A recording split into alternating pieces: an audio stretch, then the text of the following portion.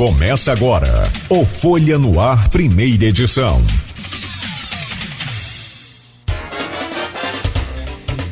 Segunda-feira, 8 de fevereiro de 2021, começa agora mais um Folha no Ar, primeira edição, aqui pela Folha FM 98,3, emissora do Grupo Folha da Manhã, começando mais um programa ao vivo, também em nosso streaming no Face, no YouTube. Daqui a pouco esse programa estará editado em podcast. Você pode assistir também esse programa em sua reprise logo mais a partir das 17 horas na Plena TV. O Instituto Nacional de Meteorologia prevê para Campos mais chuva para hoje e também no decorrer da semana. A probabilidade de chuva hoje é de 60% ao longo do período. A máxima é de 24 graus, a mínima não deve passar de 19 graus. Agora aqui no centro faz 21 graus neste momento. Com o jornalista Arnaldo Neto, devidamente aproveitado aí as suas férias, vamos voltar ao trabalho. Hoje receberemos o Sávio Saboia, secretário de Saúde do município de São João da Barra. O Sávio já está conosco em videoconferência e a gente vai inclusive inverter a ordem aqui do programa, dos blocos do programa, para que a gente possa aproveitar o máximo que o Sávio tem de tempo, já que a sua agenda hoje começa às 8 horas da manhã aí com a série de compromissos. Então a gente inverte essa primeira parte, que é com manchetes, aquela coisa toda, para a última parte e vai direto aí a conversa com o Sávio Saboia, que vem para falar sobre a barreira sanitária da BR-356, as ações para coibir aglomerações no Carnaval Sanjoanense. Vale até título de filme isso aí, tipo Missão Impossível, né? Plano de vacinação também no município e outros assuntos, claro, pertinentes à saúde do município de São João da Barra. Oferecimento dos laboratórios Plínio Bacelar, Clínica Proteus e Dedumas Baterias. São 7h04 e nas manchetes de hoje, então, do portal folha1.com.br, referência na Baixada Campista, UPH de São José,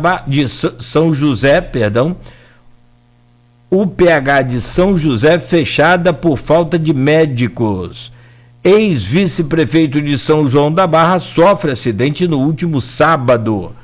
Prefeitura anuncia para terça pagamento de janeiro da educação em Campos. Homem é executado a tiros dentro de casa também em Campos. Campos registra mais 2 mortes e 45 novos casos da Covid-19. Esse boletim das últimas 24 horas registrado ontem. E Saúde de Campos receberá 75 milhões de reais do Estado, que nós vamos comentar, como eu já disse, no último bloco do programa. Para começar esse programa, então, deixa eu trazer primeiro o bom dia do Arnaldo Neto, secretário, porque ele está voltando de férias, então para ir aquecendo aí as turbinas e para matar a saudade, porque segundo ele, não aguentava mais de vontade de trabalhar. Arnaldo Neto, bom dia, seja bem-vindo. Logo a seguir, então, traremos o senhor, secretário. Bom dia, Arnaldo. Foi tudo bem? Como é que foram as férias? Nogueira, tá tendo um sonzinho aí, tá pra você também? Tá, provavelmente. Oscilando um pouquinho? Provavelmente seja lá na transmissão do Sávio. Mas como a gente já vai começar a falar com ele, isso deve passar. Então vamos lá, bom dia para você, bom dia a todos os ouvintes da Folha FM, bom dia secretário Sávio Saboia, que a gente já vai começar a conversar sobre a questão de São João da Barra.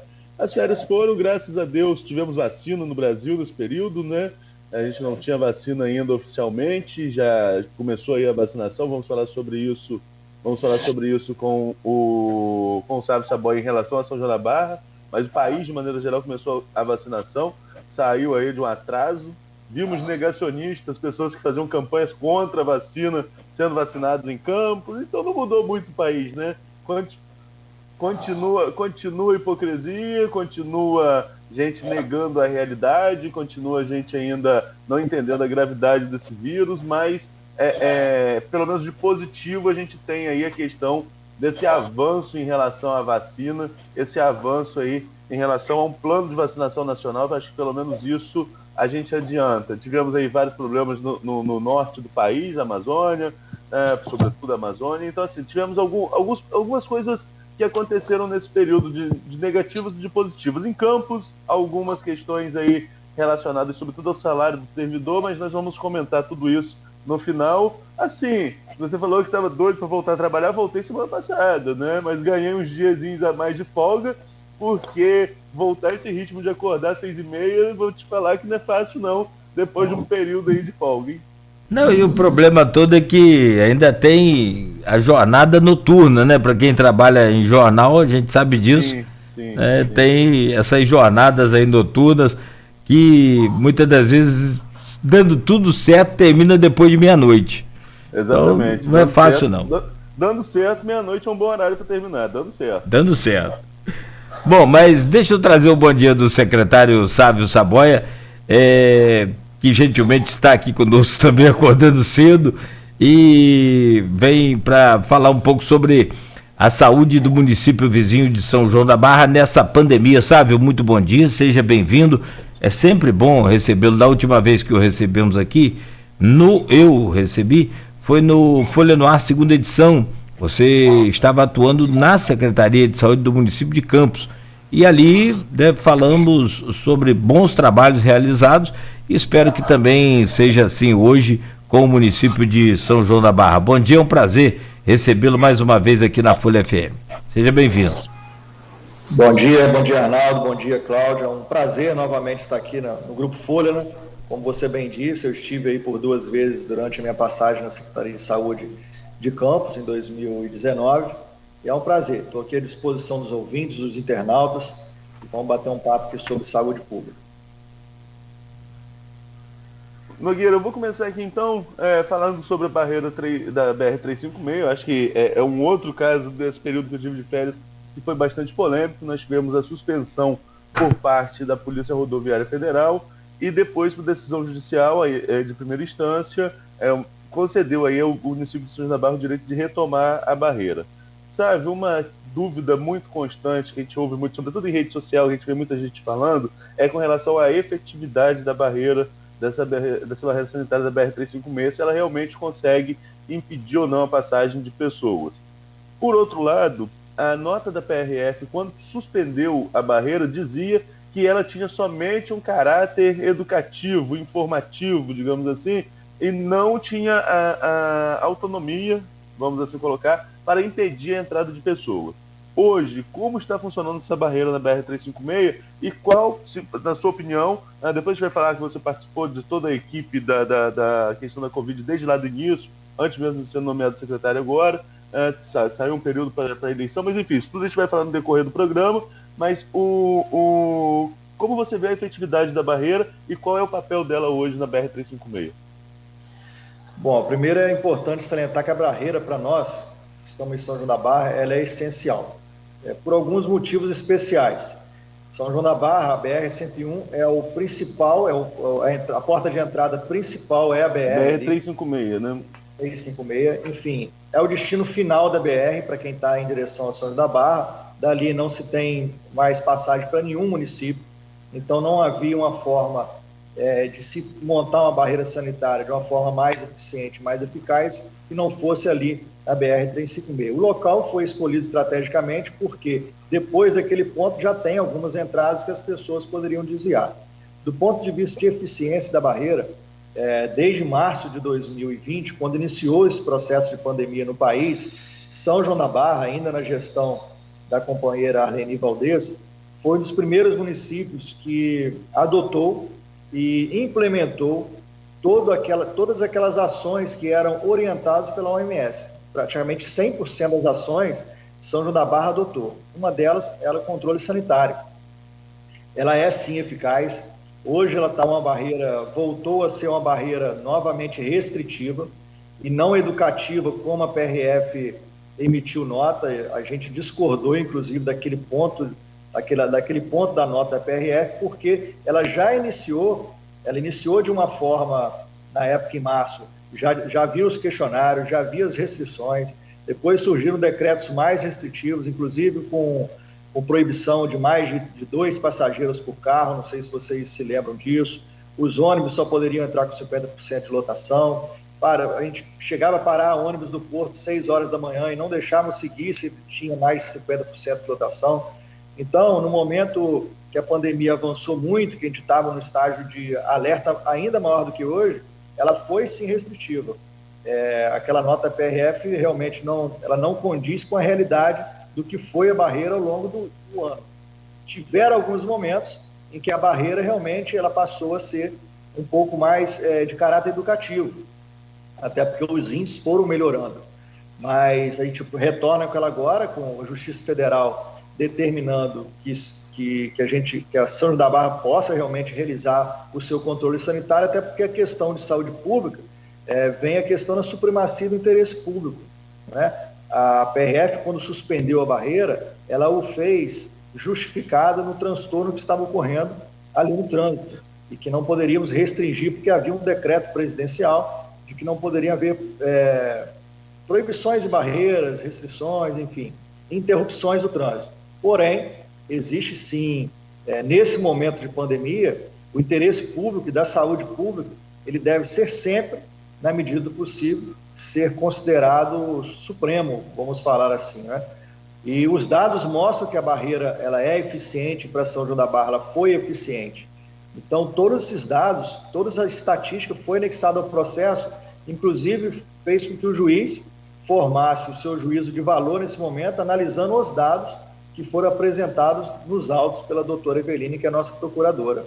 Então, a gente calcula que realmente, se não tivéssemos feito esse tipo de controle, São João da Barra hoje estaria num momento muito difícil da pandemia, o que não reflete hoje com a realidade. A gente tem um momento de estabilidade. Qual hoje o centro de controle, qual o número de pacientes que tem sido acompanhado aí pela Secretaria nesse momento que esteja aí, sobretudo internados no município? Nós temos hoje, Arnaldo, uma média nos últimos 45 dias, uma média de 105 a 110 pacientes monitorados, e você bem sabe que a gente criamos um call center 24 horas, uma equipe móvel 24 horas para ir à casa do cidadão, e realmente a vigilância de São João da Barra, da Secretaria de Saúde, ela realmente pratica a vigilância e o monitoramento 7 dias por semana dos casos suspeitos. Hoje nós temos 4 pacientes em UTI, uma ordem aí de 20% de ocupação. Nós temos 5 pacientes em enfermaria clínica. 5 em enfermaria clínica e algum em UTI, não, né? 4 em UTI. Certo. Agora, tem uma dúvida com relação a esses números, né? Você falou que apresentaram dados que mostraram a eficiência.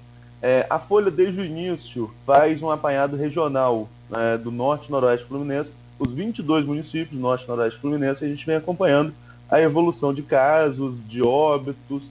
E quando a gente olha a tabela, sabe, dos municípios menores, São João da Barra tem o maior número de óbitos. Se a gente comparar, por exemplo, com São Francisco, que é territorialmente e populacionalmente maior, apesar de ser emancipado de São João da Barra, esse número praticamente dobra. Como a gente explica isso? Por que em São João da Barra esse número é tão alto e nos municípios vizinhos isso não cresceu tanto?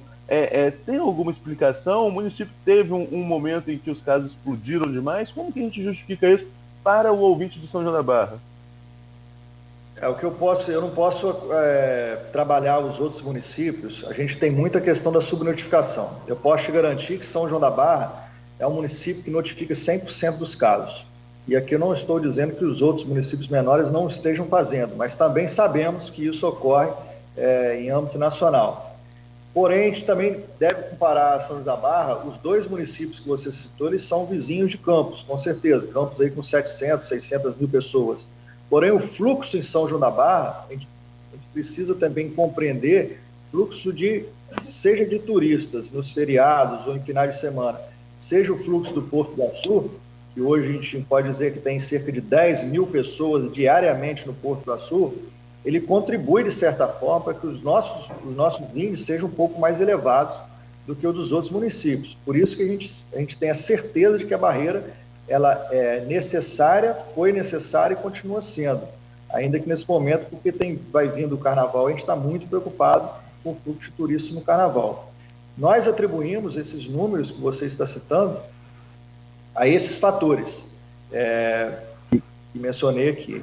Mas ainda assim, com o nosso número de óbitos sendo um pouco maior, nós estamos ainda abaixo da média nacional.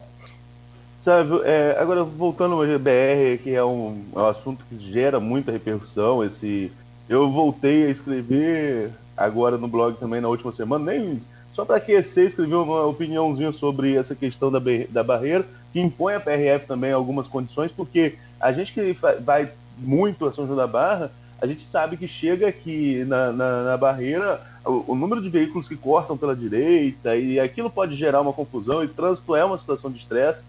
Eu fui a São João da Barra sexta-feira, levei 40 minutos na barreira, era 11h48, fechei um pouquinho antes da meia-noite, Nogueira, 11h48, fechei o jornal e fui, então tipo, você já estava o dia inteiro trabalhando, chegar às 11h48, ficar 40 minutos preso na barreira, né? É uma situação de estresse para qualquer um, não estou colocando só a minha situação, não. Eu, nesse dia, tinha que sair do trabalho, mas quantas pessoas saem do trabalho todo dia e enfrentam a barreira, que muita gente de São João da Barra trabalha em campos e vice-versa. Há uma certa crítica com relação ao seguinte: prepare-se a barreira, mas não tem condições de agilizar, não tem pessoal para agilizar, sobretudo no fim de semana, que é quando a demanda é maior. A gente sabe que não tem como impedir o contribuinte, porque a pessoa mora em Campos, mas ele tem a residência dele em São João da Barra, tem o IPTU dele, você não pode impedir o contribuinte de entrar na cidade, até porque a residência lá também é dele, né?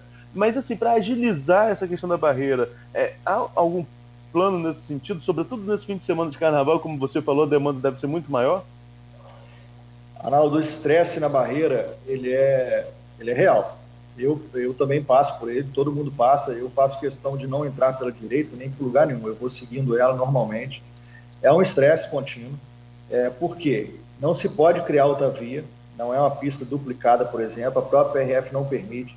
Existe, em determinado momento, um bom senso ali dos profissionais médicos, enfermeiros, que estão indo para o seu local de trabalho, poderem fazer uma segunda via quando está chegando perto ali daquele recuo, daquele estacionamento ali praticamente, existe essa liberação, a pessoa tem um crachá, mas realmente quando o fluxo aumenta muito, principalmente em feriado, verão e agora no carnaval, já tentamos de tudo, todas as formas de planejamento, só que realmente a gente esbarra sempre na lei de trânsito, a gente não pode criar uma via para o acostamento e só tem aquela via ali.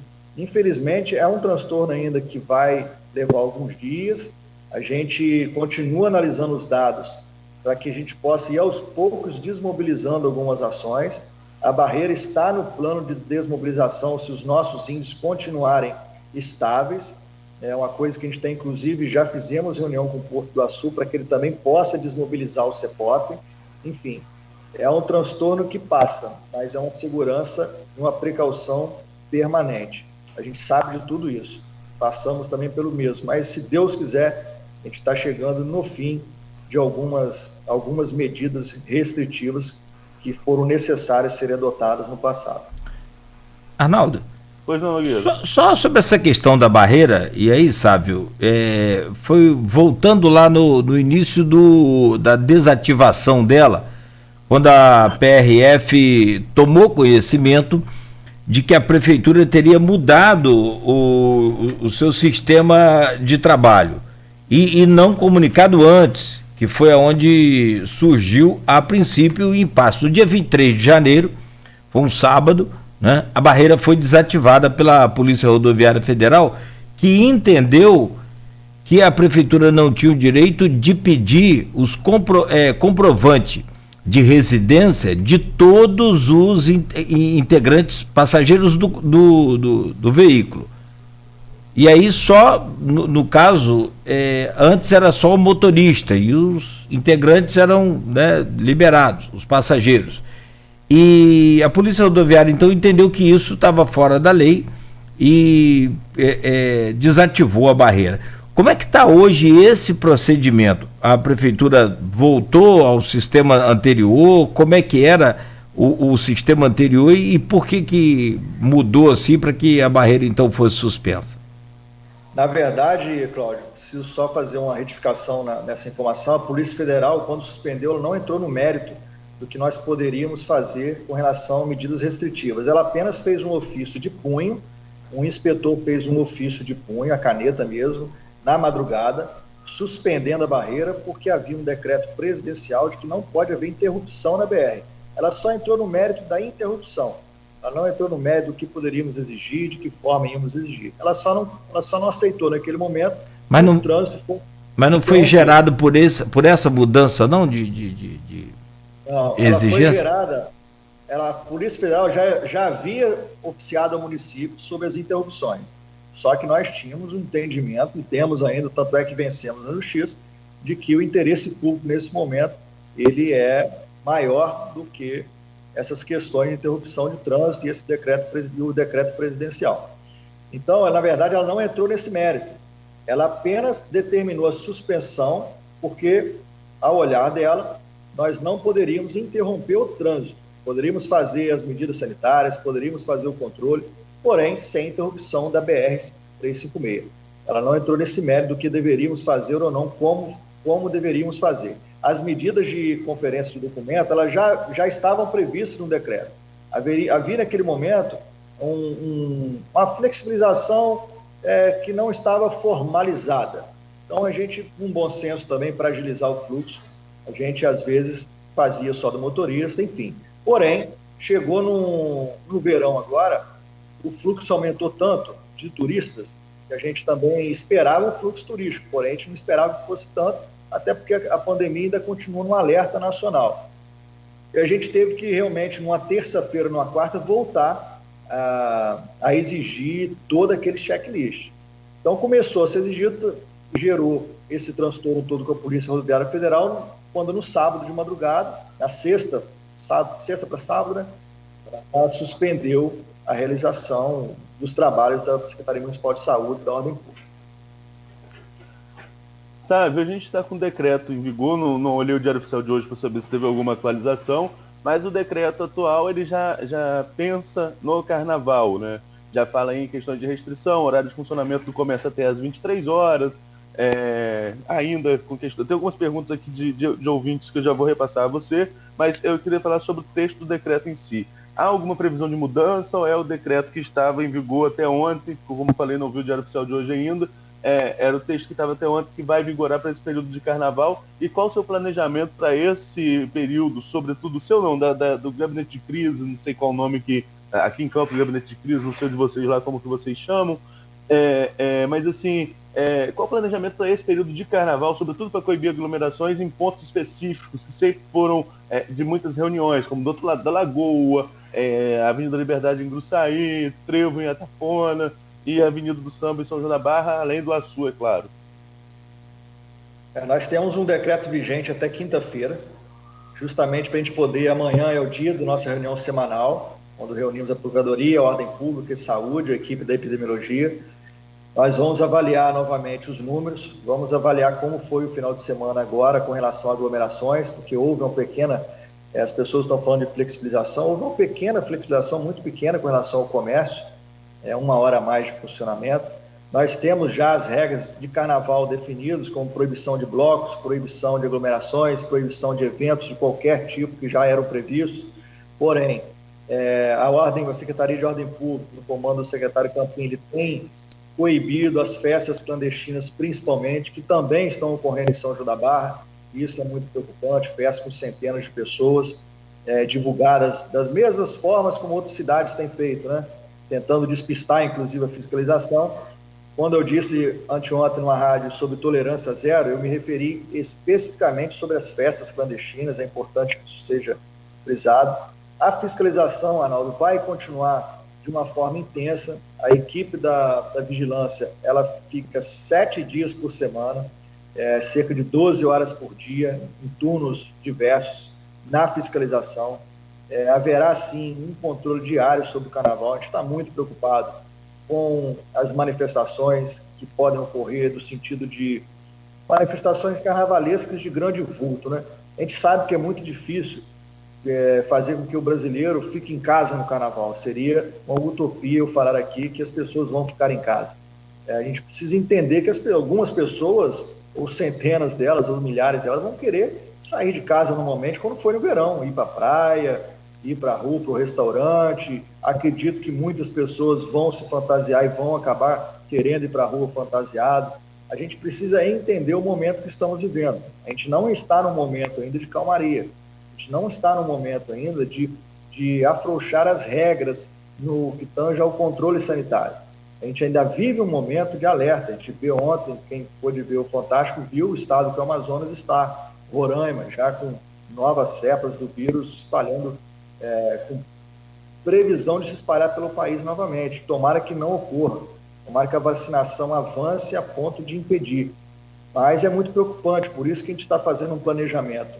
A Secretaria de Ordem Pública tem sido incansável na fiscalização, está se desdobrando com as equipes que tem, porque é a mesma equipe para fazer um trabalho dobrado. E no Carnaval ela vai ter duas missões. Ela sempre teve uma missão no Carnaval de garantir a ordem, garantir a segurança, que já era muito difícil. Para quem passa Carnaval em São João da Barra, quem já viu o Carnaval daqui, sabe como é trabalhoso garantir a segurança durante o Carnaval. A gente também sabe que vai ser um número de turistas diferente de outros anos, porque os outros anos tem bloco, tem escolas de samba que atrai milhares de turistas, milhares. A gente sabe que vai ser menos esse ano, bem menos, mas ainda assim preocupa, porque o movimento de verão ele foi além do esperado num cenário de pandemia. Sabe, antes de fazer a pergunta, você tem que o Maurício Batista, nosso comentarista número 1, né, que está aqui acompanhando a gente, e a Jacira Prestes estão falando sobre a questão da UPH São José aqui em Campos, que estava fechada ontem. Nós noticiamos, notícia do nosso site, Nogueira leu aí a chamada, mas nós, por causa da agenda do sábado, nós invertemos, vamos comentar os assuntos depois da entrevista, só para dar um retorno aí a Jacira e ao Maurício, que a gente já sabe do assunto, noticiamos o assunto no Folha 1 ontem, eu participei da apuração inclusive, mandei equipe ao local, e no final a gente comenta sobre isso, que também tem a ver com saúde, mas aqui de Campos. Agora para você, Salve, eu vou trazer alguns comentários aqui, da Nice Barcelos, dona Nice lá de São João da Barra, ela coloca: gostaria de saber do secretário quais as ações no sentido de coibir as aglomerações absurdas que são formadas, principalmente nos fins de semana, na Avenida Liberdade, nas imediações do Gruçaí Praia Clube, inclusive com interrupção do trânsito de veículos e também no entorno do polo gastronômico. Aí ela complementa: é um absurdo para os moradores fixos passarem por constrangimento de ter que dar uma volta pela beira-mar para sair fora dessa interrupção que, segundo um guarda, desviava o trânsito e estava cumprindo ordens. Há essa questão da própria Guarda Municipal coibir o trânsito naquele local e isso facilitaria a aglomeração. É claro que isso eu teria que perguntar ao Campinho ou ao comandante da Guarda, mas como eu falei, vocês estão trabalhando de forma integrada, eu queria saber de vocês se tem conhecimento com relação a isso. Houve sim, no momento que foi necessário, no final de semana passado, existia realmente um número grande ali de pessoas se aglomerando e se comportando de uma forma inadequada num cenário de pandemia. A Guarda Municipal, no momento, fez a interrupção parcial da via para dispersar aquela aglomeração. Acabou grande parte da aglomeração indo para a beira-mar. A Guarda teve que ir lá na beira-mar para dispersar um evento clandestino que estava ocorrendo ali na beira-mar com centenas de pessoas. Semana também retrasada teve uma interdição de um evento praticamente com 500 pessoas, evento clandestino. Enfim, é um trabalho que é muito difícil de ser realizado, Arnaldo. Assim, a gente entende o estresse e o incômodo do morador nesse momento, a gente pede um pouco de paciência, um pouco de compreensão. Às vezes a pessoa tem que dar uma volta na beira-mar para ir para a sua residência, porque naquele momento teve que fazer aquela ação mais enérgica para dispersar um pouco aquela aglomeração e fazer cumprir as medidas de segurança. É o que eu falei, o transtorno, para o morador principalmente, ele vai ocorrer nesse momento, principalmente nesse momento de grande fluxo de turistas na cidade. Porém, a gente sabe que esse transtorno, ele é principalmente realizado para a segurança do próprio cidadão sanjonense. Então, todas as medidas que a gente toma, quando toma para restringir, na verdade, as pessoas às vezes incompreendem. É para proteção, principalmente do cidadão de São João da Barra, dos seus visitantes que frequentam a cidade há décadas, os veranistas principalmente, Aí eu estou falando daquelas pessoas que têm casa em Atafona, casa em Gruçaí, os campistas que vão para a cidade. Então, são medidas que visam proteger a sociedade. E quanto mais aglomeração, mais suscetível fica a sociedade na transmissão do vírus. Então, algumas horas sequer que a gente consegue dispersar aquela aglomeração, já nos ajuda a que o vírus não prolifere. Então, assim, é um dia a dia estressante também para as equipes, porque é um desgaste tremendo. Não pense que os guardas gostam, que o secretário de Segurança Pública gosta, que o secretário de Saúde gosta de editar decreto, que a prefeita Carla Machado também ela fica confortável. Mas quando a gente vem esse tipo de desgaste continuado, coloca na balança, o que é melhor, o desgaste nesse momento ou proteger a população? É proteger a população sempre. Então a gente pede realmente uma compreensão, se todos quiserem, isso está passando, esse momento vai passar, a gente está chegando aí no momento que as vacinas já vão começar a ser produzidas no país. Então é um pouco mais de paciência, já seguramos até agora, vamos segurar um pouco mais, vamos manter as medidas, vamos passar um carnaval em segurança, principalmente, um apelo que a gente faz sempre. Sabe, a gente está caminhando aí para o intervalo, mas antes de trazer uma última pergunta do ouvinte neste bloco, e no próximo bloco tem várias perguntas do ouvinte no grupo do programa, eu queria falar sobre carnaval, emendando aí nessa sua questão de festas, de aglomerações. A gente sabe que as famílias, sobretudo as que tradicionalmente passam o carnaval em São João da Barra, não só as de lá, mas as que vão passar, tem muita gente preparando festa para esse período de carnaval, festa dentro de casa, o que é recomendado, todo mundo em casa. Mas aí, onde que está o limite do que é recomendado dessa festa em casa, todo mundo dentro de casa, para estar recebendo amigo, recebendo vizinho, e como vocês vão trabalhar com relação a isso, né? De diferenciar de uma festa familiar para uma festa que está causando uma aglomeração que coloca alguém em risco. A pandemia, Arnaldo, ela tem um efeito, o efeito negativo dela está diretamente relacionado com o comportamento do ser humano. A gente entende que cada família, cada chefe de família, ele deve também saber o limite que ele deve ir. Nós recebemos denúncias, a gente tem um canal de denúncias, a gente está muito focado nas festas clandestinas, nas festas de bilheteria, nas festas com centenas de pessoas. É claro, se tiver uma denúncia de uma festa numa casa de família com 30, 40, 50 pessoas, ela vai sim se enquadrar na nossa equipe de interdição de eventos da ordem pública, né? Equipe que realmente recebe essas denúncias, pesquisa, investiga, que existe um trabalho de investigação, que agora eles criaram um método, alguns produtores de eventos, né, clandestinos, que eles divulgam durante a semana toda que a festa vai ser num local. 5 minutos antes do evento, eles já têm um card pronto e mandam só para quem comprou o ingresso dizendo o local verdadeiro. Até nisso, a ordem pública agora está tendo que ter um sistema de inteligência para rastrear. Às vezes, eles estão marcando um evento durante a semana toda para 15 quilômetros do local verdadeiro. Eles anunciam que vai ser em Atafona, faltando 5 minutos, eles distribuem para quem comprou o ingresso o local verdadeiro em Gruçaí. Então, a equipe já estava mobilizada para um local, agora não, já estamos esperando para ir no local certo. Então, voltando à sua pergunta, nós também temos o nosso bom senso. Nós não temos braços e equipes de fiscalização para bater de porta em porta para fiscalizar cada casa que esteja planejando reunir sua família, fantasiados, enfim. A gente entende também que a maior parte desse trabalho de fiscalização e de conscientização deve partir de nós mesmos. Eu, como chefe de família, na minha casa que eu tenho ali, que eu alugo, que eu moro em São João da Barra, eu sei que eu não vou fazer uma festa para minha família de carnaval. Eu posso, sim, dizer que eu não vou me reunir com os meus, meu filho, com minha esposa, minha sogra, seria uma hipocrisia. Vamos estar reunidos em família, mas eu não vou abrir minha casa para 30, 40 pessoas. Então, esse trabalho vai ter muito mais eficiência com a consciência de cada um, porque nós não temos braços para fiscalizar todas as casas, todas as famílias que queiram, porventura, fazer festas com grandes aglomerações. Mas vamos coibir todo e qualquer tipo de denúncia que chegar até nós nesse sentido. Já está definido se segunda-feira vai ser dia útil ou ponto facultativo em São João da Barra?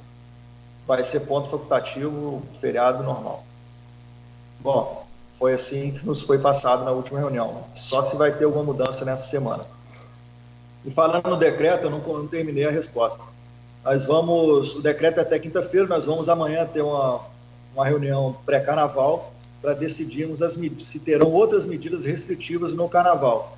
E aí não estamos afastando nenhum tipo de medida que a gente possa reduzir o número de pessoas nas ruas e nas praias. Não vamos proibir a pessoa de ir à praia, mas podemos sim criar meios ali de desestimular talvez a pessoa de fazer o seu lazer na praia, fazer o seu lazer em outros locais como a Lagoa, que preocupa muito, é um local sempre muito visado. Enfim, estamos estudando algumas medidas, se necessário for implementar. Sempre preocupa o comércio. Há possibilidade de restrição total, de fechamento de comércio, tipo um lockdown? Não. Afastado isso. Ok. Nogueira, vamos ao primeiro intervalo? Vamos sim. Só aproveitar aqui o secretário, e eu fico aqui, né, imaginando a cabeça dessas pessoas que tentam driblar a vigilância, driblar o sistema, né, que a prefeitura monta, e não é uma particularidade de São João da Barra, impressionantemente no Brasil inteiro, por vários pontos aí, e enfim, tanto área nobre como mais humilde, simples, não tem distinção. Eu não consigo entender, e acho que eles também não devem estar preocupados com isso, se eles conseguem driblar o vírus e, consequentemente, a morte.